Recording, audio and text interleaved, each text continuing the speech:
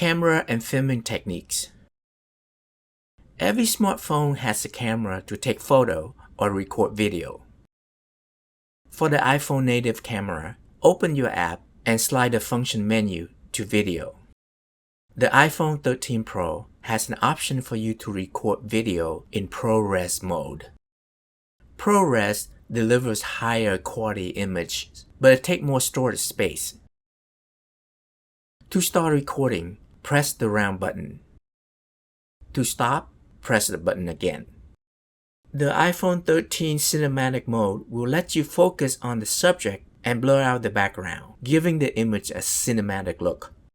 You cannot, however, use ProRes in cinematic mode or time-lapse or in slow-mo.